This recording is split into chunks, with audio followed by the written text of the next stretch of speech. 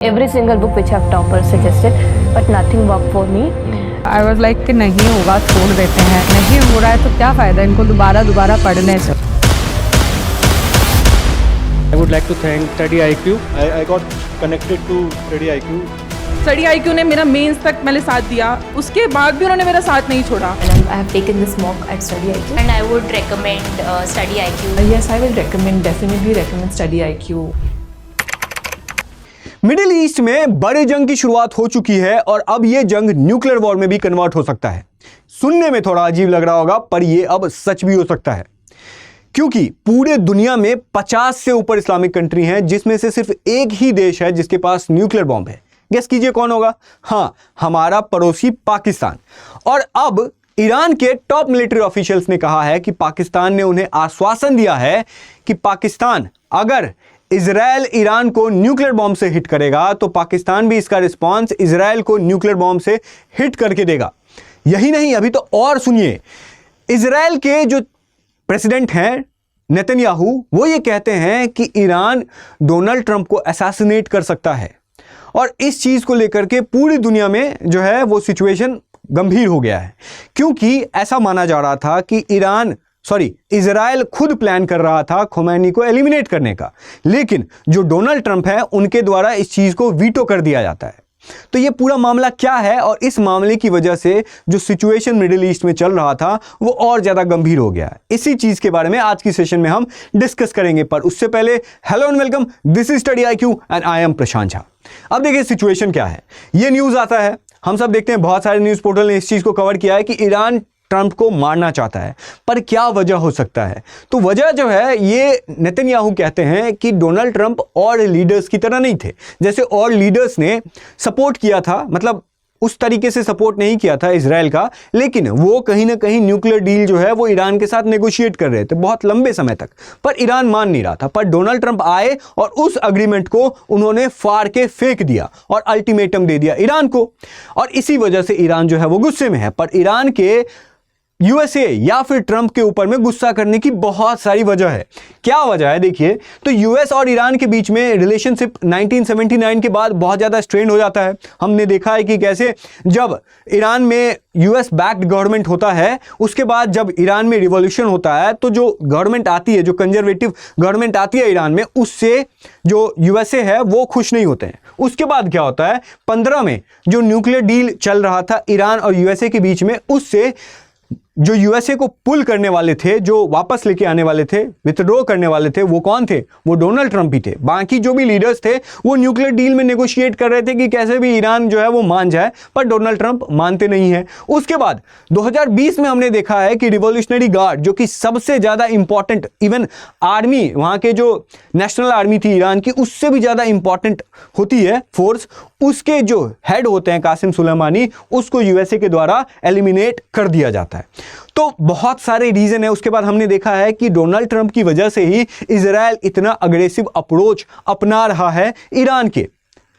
तो इसी वजह से ईरान की जो एडमिनिस्ट्रेशन है वो डोनाल्ड ट्रंप से खुश नहीं है। और अभी हमने देखा है कि इजराइल के द्वारा इतना ज्यादा नुकसान किया गया है ईरान का कि अभी रिसेंटली ईरान कह रही है कि अगर इजराइल अटैक करना बंद करता है तो हम भी सोच सकते हैं, ईरान भी सोच सकता है इजराइल के ऊपर में जो मिसाइल अटैक कर रहा है उसको भी वो रोक सकता है। लेकिन नेतन्याहू इसके फेवर में नहीं है और नेतन्याहू ने मूड बना लिया है कि वो ईरान को लंबा खींच के लेके जाएंगे। अब देखिए, तो इसी वजह से जो ईरान की हालत अभी ऐसी हुई है ना, इतने सारे न्यूक्लियर साइंटिस्ट को मारा गया है, उसके बाद इतने सारे एडमिनिस्ट्रेशन ऑफिशियल्स जो थे उनको मारा गया, तो बहुत ज्यादा बुरे कंडीशन में ईरान है। और सैंक्शंस तो ऑलरेडी ट्रंप के द्वारा या यूएसए में और ज्यादा लगाया गया था ईरान के ऊपर में। तो न्यूक्लियर उनकी कैपेबिलिटी जो ईरान की पॉसिबल होने वाली थी फ्यूचर में, वो भी खत्म हो गई। जो सैंक्शंस की वजह से उनकी जो इकोनॉमी की हालत है वो भी खत्म हो गई। उनके जो बड़े बड़े लीडर हैं, जो ऑफिशियल्स हैं, वो भी एलिमिनेट कर दिए गए हैं, साइंटिस्ट भी एलिमिनेट कर दिए गए हैं। तो ईरान अभी पूरे हिस्ट्री में अभी सबसे ज्यादा वीक पोजीशन में है, और वो है इजराइल की वजह से तो है ही, लेकिन इजराइल को सपोर्ट करने वाले डोनाल्ड ट्रंप की वजह से भी हैं। तो इसी वजह से वो ऐसा प्लान कर सकते हैं और कोई बड़ा बात नहीं हो सकता है, क्योंकि डोनाल्ड ट्रंप के ऊपर में पहले भी असैसिनेशन अटेम्प्ट किया गया है।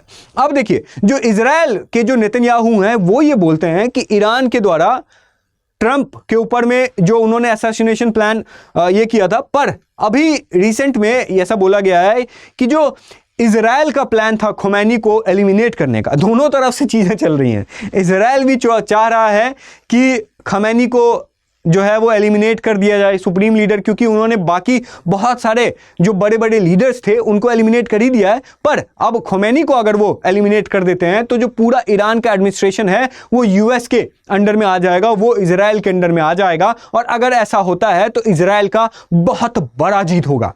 तो इसीलिए वो इस चीज़ को वो सोच रहे थे। इजराइल कुछ भी कर सकता है, पॉसिबल है उसके लिए, क्योंकि अभी जो हम जंग देख रहे हैं उसमें इजराइल को लॉस तो हुआ ही है, लेकिन सबसे ज़्यादा लॉस जो है वो ईरान को हुआ है और ये ईरान जानता है।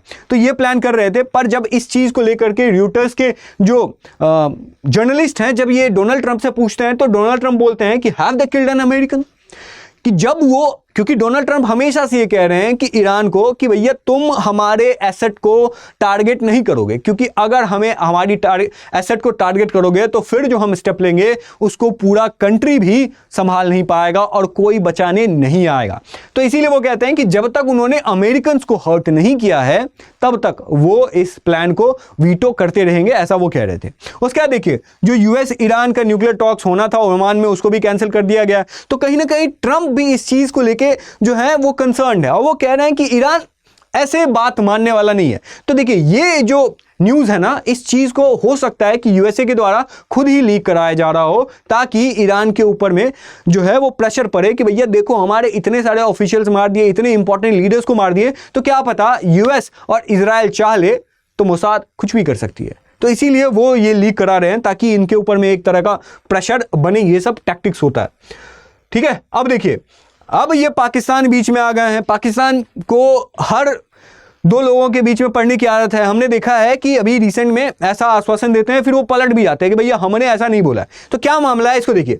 तो सबसे पहले जो जनरल मोहसिन रिजाई हैं, ये कहते हैं, ये पहले रिवॉल्यूशनरी गार्ड के चीफ थे, बाद में इनको नेशनल सिक्योरिटी काउंसिल में लाया गया था। जो ये कहते हैं, स्टेटमेंट देते हैं कि पाकिस्तान ने उन्हें अश्योरेंसेस दिया है कि भैया अगर इजराइल टारगेट करता है न्यूक्लियर बॉम्ब से तो फिर हम भी टारगेट करेंगे, ठीक है। उन्होंने ये अनऑफिशियल वे में बोला होगा। पर देखिए, प्रॉब्लम ये है ना कि पाकिस्तान का मन तो ऐसा है करने का, क्यों मन है इसके ऊपर में डिस्कस करते हैं, पर क्यों नहीं कर पाएगा इसके ऊपर में भी डिस्कस करेंगे। तो क्यों मन है ये देखिए।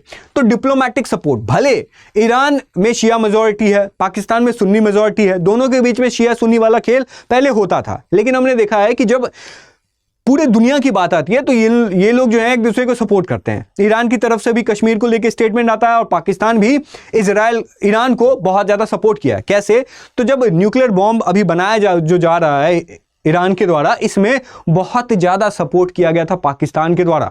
भले वो ऑफिशियल नहीं इस चीज़ को कहेंगे, लेकिन आप अगर गूगल में देखेंगे, रिसर्च करेंगे तो आपको ये चीज़ पता चल जाएगा कि जो पूरा स्ट्रक्चर है ना ईरान के न्यूक्लियर बॉम्ब का, वो कहीं ना कहीं पाकिस्तान के ऊपर ही बेस्ड था, ठीक है। अब देखिए, जो 2025 में पाकिस्तान के जो एनवॉय गए थे वो यूएन में कहते हैं कि जो इजराइल का अटैक था वो अनजस्टिफाइड और इलेजिटिमेट था।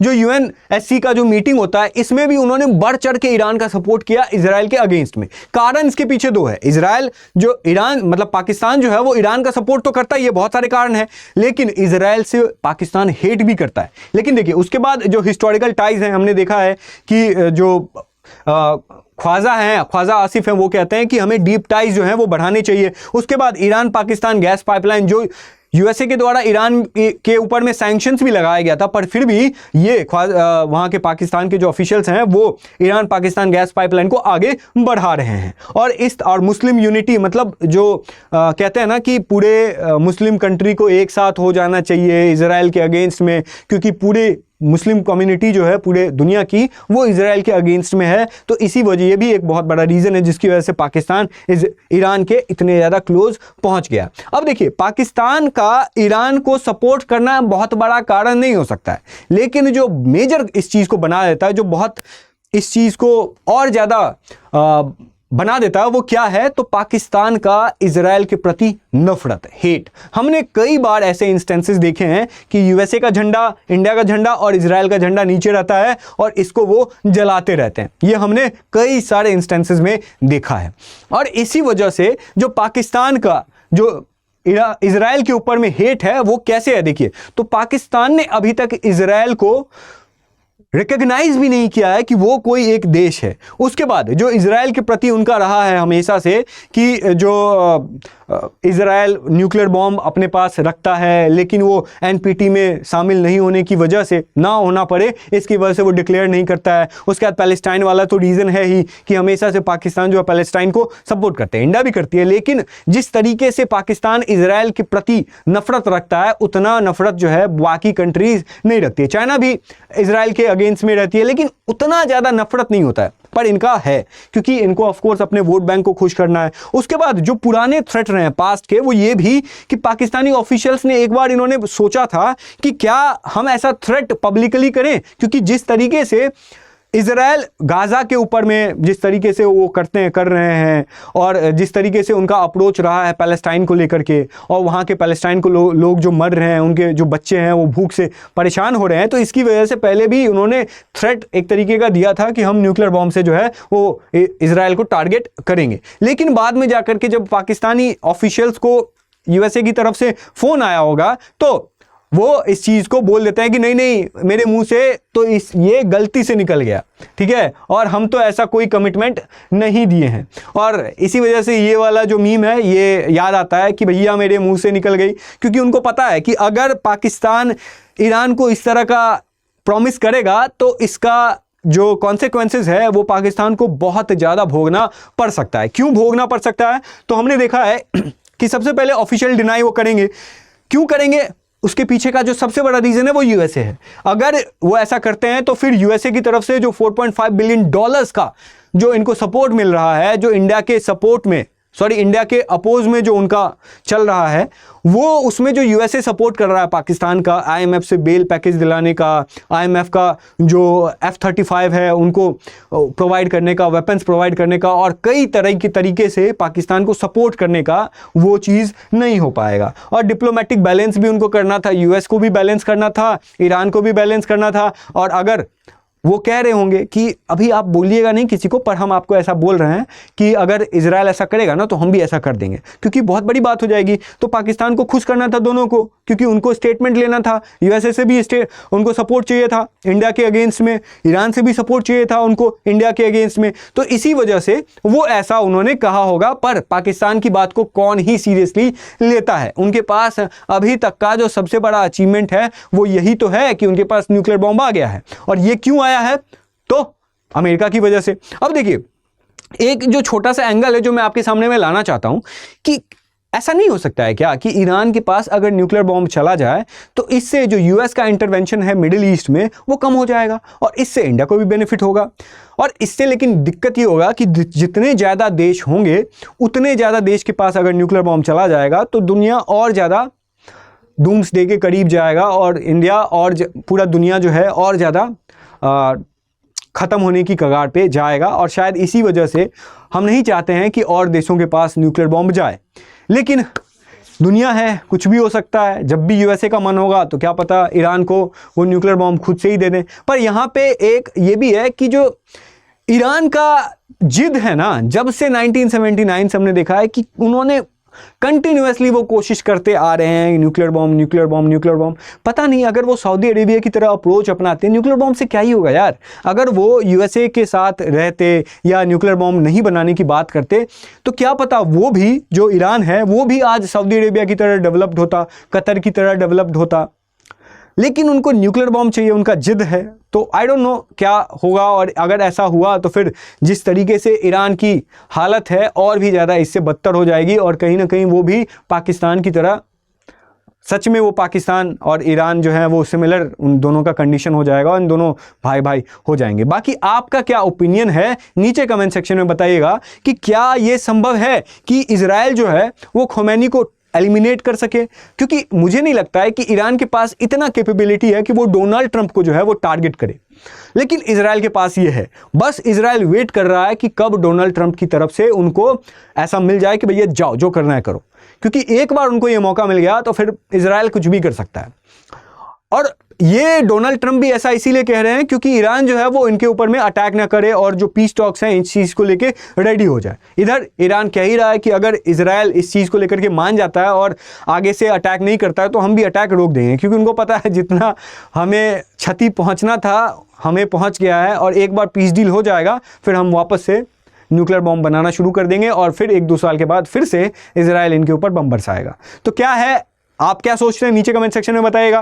तब तक के लिए थैंक यू सो मच और keep learning. Every single book which have toppers suggested, but nothing worked for me. I was like कि नहीं होगा छोड़ देते हैं, नहीं हो रहा है तो क्या फ़ायदा इनको दोबारा पढ़ने से। I would like to thank Study IQ. I got connected to Study IQ. Study IQ ने मेरा मेंस तक मैंने साथ दिया, उसके बाद भी उन्होंने मेरा साथ नहीं छोड़ा। And I have taken this mock at Study IQ and I would recommend Study IQ. Yes, I will recommend, definitely recommend Study IQ.